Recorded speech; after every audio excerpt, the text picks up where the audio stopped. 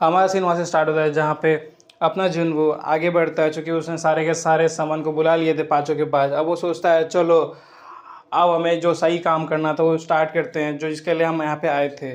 तो फटाफट अपना जुनून अपना मैप खोलता है अपना फ़ोन का और ट्रैक करता है कि यहाँ पे कहाँ कहाँ डंजन है, जहाँ पे मैं फटाफट जाके रेड कर सकूँ। क्योंकि नॉर्मली गेम में आपको सिर्फ एक टैप करना पड़ता है और आप फटाफट जहाँ पे आपको डंजन होता है वहाँ पे आप चले जाते हो, इतना आसान होता है।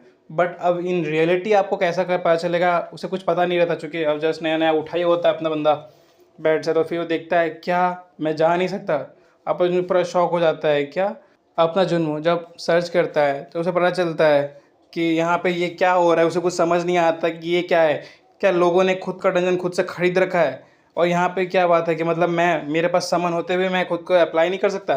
तब फिर हमें अभी रूल पता चलता है कि आप डंजन में कैसे जा सकते हो। पहली बात तो अगर आपके पास ये सिर्फ 5 सामान है, आप सामान के ऊपर भरोसा करते हो तो आप ऐसे जा नहीं सकते। इसके लिए कुछ डिफरेंट क्राइटेरिया होती है जो आपको फुलफ़िल करनी पड़ेगी। पहली बात तो जो ये डंजन है ये हर जगह अलग अलग टाइम पे स्पैम होती है, तो आपको ये ध्यान रखना पड़ता है उन। और यहाँ पे जो एनर्जी होते हैं उनसे पता चलता है कि अपना डंजन का रैंक क्या है। हर डंजन का अलग रैंक को पता करने के लिए एक स्टोन आता है जिससे पता करते हैं। तो अपना जुनू बोल रहा होता है काश मुझे यहाँ पे एंटर होना है, मुझे जाने दो, मैं तो बस अभी नया नया आया हूँ, मैंने कुछ किया भी नहीं है, मुझे फटाफट कहीं मुझे एंट्री दिला दो इसमें। बट ऐसा होता नहीं है, अपने जुनू को लात मार के वहाँ से भगा दिया जाएगा। अपना जुनू वहाँ पे जाएगा, भीख भीख भी मांगेगा तो उसे भीख भी नहीं मिलेगी। और आपको अगर डंजन में जाना है तो उसके लिए आपको रजिस्टर करना पड़ेगा और आपको एक प्लेयर बनना पड़ेगा, तब जाके अप्लाई कर सकते हैं। और ये सब जब बात अपनी जुनू को पता चलता है तो सोचता है कि मेरी लक इतना बुरा कैसे हो सकता है, मतलब मैं जब भी कुछ सोचता हूँ वैसा हमेशा कुछ होता क्यों नहीं है। और ये सब अभी होना है जब मैं इधर सो के उठा हूँ, इतना टाइम तो था नहीं ये रूल। जब जैसे मैं अपने बेड से उठा तभी ये सब रूल आ गया। फिर ये सब बात सोच के अपना जुनू बहुत सैड हो रहा होता, तभी अपनी रामबा जो प्यारी सी फेरी है वो बहुत ही चमकती हुई आंखों से मोटिवेशन लेके अपनी जुनू को पूरा मोटिवेट करती है कि टेंशन मत लो, सब ठीक हो जाएगा बोलती है। तो अपना जुनू थोड़ा खुश हो जाता है, खुद को मोटिवेट फील करते हुए अपनी बहन को कॉल करता है। उसकी बहन बोलते हैं हाँ ऊपर बोलिए क्या क्या बात है, आप घर कब आने वाले हो, आपके लिए खाना तैयार होने वाला है, बताओ आपको क्या खाना है, मम पूछ रही थी। तो अपना बोला ये सब छोड़ो, ये सब तो मैं खा लूँगा, मुझे कुछ और इंपॉर्टेंट बात करनी है। अच्छा ये बताओ, तो उसके बाद क्या बताओ। तो उसका पूछता है तुमने मुझे बताया नहीं कि मुझे रजिस्टर करना पड़ता है प्लेयर के लिए, तब जाके मैं डंजन पे जाके अप्लाई कर मैं मतलब खुद को फाइट कर पाऊंगा डंजन में। तो बोलता है क्या तुमने सच में मतलब जानबूझ के मुझे नहीं बताया या तुम कुछ और करना चाह रही थी। तो उसके बाद मुझे माफ़ कर दो भाई, मैं ऐसा कुछ नहीं है, मैं बस भूल गई थी। और वैसे भी उसकी बहन बता रही होती है कि ऐसे भी है कुछ नया है, गवर्नमेंट ने ये नया रूल अप्लाई किया चूँकि काफ़ी लोग मर रहे थे, इस कारण से ये अपने गवर्नमेंट को आगे आना पड़ा ताकि लोगों की मौत कम हो इस सब चीज़ों में। जब से डंजन चालू हुआ है बहुत ज़्यादा ही अफरा तफरी हो चुकी है, इसी कारण से गवर्नमेंट ने वहाँ पे स्टाफ लगा के रखा है जो उन डंजन को गार्ड कर सके। और अगर आपको एंट्री करना है तो उसके लिए आपको परमिशन चाहिए, विदाउट आप बिना प्लेयर बने उसमें एंट्री नहीं कर सकते।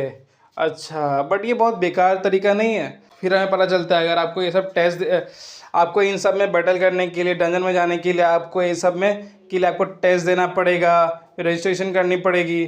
जब आप हो जाओगे तब जाके होगा। और ये सब सोच के अपना जुनून बहुत गुस्सा हो रहा था कि कौन इतना मेहनत करना चाहता है, मुझे फटाफट अप्लाई करना था, मुझे अब क्या करना पड़ेगा।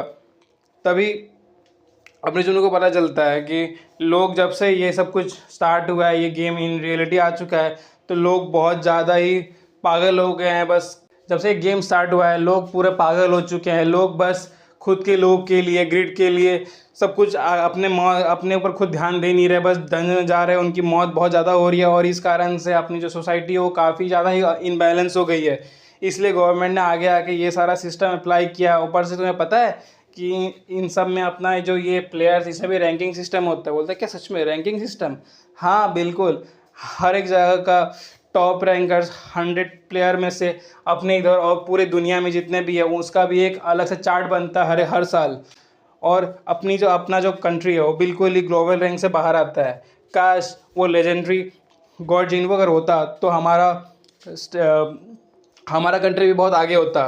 फिर ये सुन के अपना जो बोलता है अरे ये तो मैं ही हूँ, मुझे ये ताना क्यों मार रही है। तो ये सब बातें सुन के मुझे बोलते चलो ठीक है मैं देखता हूँ कुछ ये सब बात सुन के अपने जुनू बहुत डिप्रेस हो जाता है, क्योंकि वो जा नहीं सकता डंजन के लिए, इसलिए वो आगे बढ़ जाता है। फिर ये सब आगे बढ़ के फिर अपना जुनू बोलता है चलो ठीक है, मैं तुम्हें बाद में कॉल करूँगा, ठीक है, रात का टाइम में। तभी यहाँ पे जब सीन चेंज होता है, जहाँ पे अब जुनू का मॉम और डैड खाना वाना बन रहा होता है, उसके बाबा पेपर पढ़ रहे होते हैं, जहाँ पे अपना जुनू शायद सुबह हो चुकी होती है। अब जुनू उठ जाता है, सुबह सुबह के 6 बजे उठता है, और तब से पूछा जाता है कि तुम इतने जल्दी उठ गए। बोलता है हाँ, मुझे अब कुछ काम करना पड़ेगा, ऐसे मैं घर बैठे नहीं रह सकता। तभी उसके मॉम बोलते हैं रुक जाओ थोड़ा, कुछ खाओ के जाओ, तुम्हारे लिए खाना बनने ही वाला है।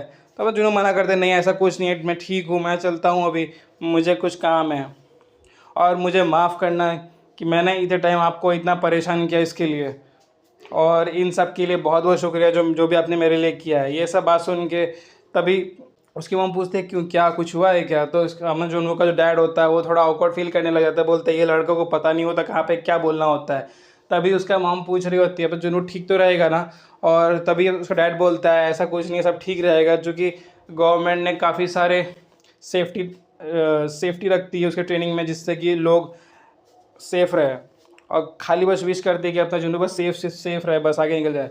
फिर हमें पता चलता है जब से ये ह्यूमैनिटी पूरी की पूरी प्लेयर्स बन चुकी है, वहाँ पे जब से यहाँ पे पता चला है कि नेशन के बीच में अपना साउथ कोरिया का जो डंजन है वो काफ़ी ज़्यादा अच्छा है, क्योंकि इसमें का ड्रॉप रेट बहुत अच्छा होता है, इसमें कुछ ज़्यादा अच्छा सामान मिलता है। इस कारण से लोग बहुत खुद को ज़्यादा पाने के चक्कर में खुद को अपना सोचते हैं कि अगर वो जो बहुत अच्छा से मेहनत करेंगे, खुद को ज़्यादा जोखिम में डालेंगे तो खुद को कुछ इनको ज़्यादा पावर मिलेगा या कुछ ज़्यादा कुछ उखाड़ पाएंगे। लोग खुद को अब से सोचते हैं कि वो कुछ ऐसे बहुत भयंकर प्लेयर है जो हर किसी को हरा सकता है, बट इसी कारण से लोगों को लगता है कि वो कोई मेन कैरेक्टर है या फिर कोई प्रोटैगनिस्ट है जो कहीं भी एंट्री करेंगे और लड़ाई करके बहुत कुछ पा लेंगे, बट ऐसा होता नहीं है। इन रियलिटी वो सबकी मौत हो जाती है डंजन में जाके।